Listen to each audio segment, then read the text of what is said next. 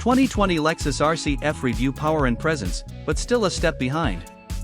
The luxury performance coupe segment is dominated by heavy hitters such as the Audi RS5, BMW M4, and Mercedes-AMG C63.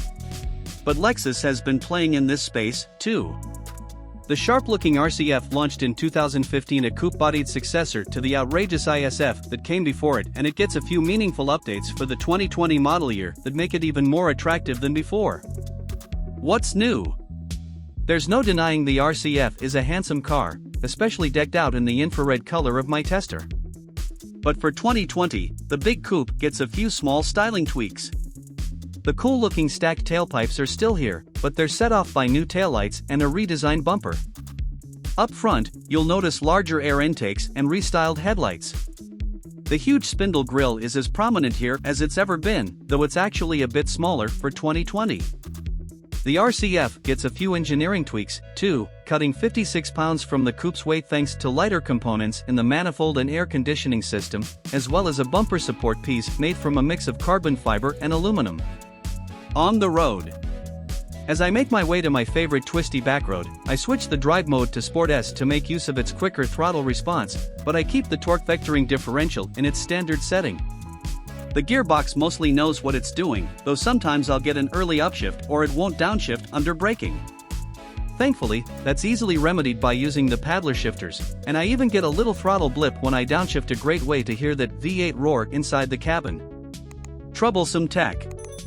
I cannot talk about the RCF without shaming the Lexus Inform infotainment system. It's bad. Really bad. My tester has the optional 10.3-inch multimedia screen, which is a nice upgrade over the standard 7-inch unit. Inform is controlled by a touchpad that is supposed to be analogous to a smartphone, where I can tap, swipe and pinch to zoom to my heart's content. In reality, however, this is just horrible to use. It's incredibly easy to swipe past icons, even after adjusting the parameters of the touchpad. There are hard buttons for the map, main menu, and to step back one screen, but everything else must be selected by the touchpad, which is infuriating to use while driving. Further, in order to access apps like iHeartRadio, Yelp, Amazon Alexa and Waze, drivers must have the Lexus Inform App Suite 2.0 installed on their phone. You can get around this using Apple CarPlay, but Android Auto is absent, even though you can get it on the non-FRC coupe. How I'd spec it.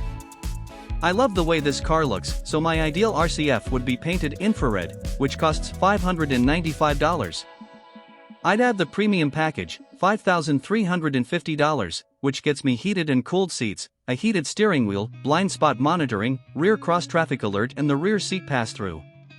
Finally, I'll add the $1,250 torque vectoring differential, bringing my perfect RCF up to $73,120 out the door. Lexus also offers a $6,000 performance package which tacks on a bunch of carbon fiber parts, which I don't really want. Embedded navigation costs $2,725, which I'll also skip considering Apple CarPlay is free. If you really want to go big, there's also the $97,825 RCF Track Edition, but that's a whole different animal. Good looks aren't enough. At $65,925 to start, including destination, the RCF is cheaper than its key rivals, but not by much. The Audi RS5 comes in at $75,195, the BMW M4 starts at $70,145 and the Mercedes-AMG C63 costs $70,895, all including their respective destination charges. For a few $1,000 more you get nicer interiors, more eager powertrains and much better cabin tech. The 2020 Lexus RCF is a fine choice for those who favor daily driving comfort over full-blast, knock-your-socks-off shenanigans. But with fierce competitors that do so many things better, it still winds up being a back-of-the-pack pick in this exciting segment, even if it does turn heads.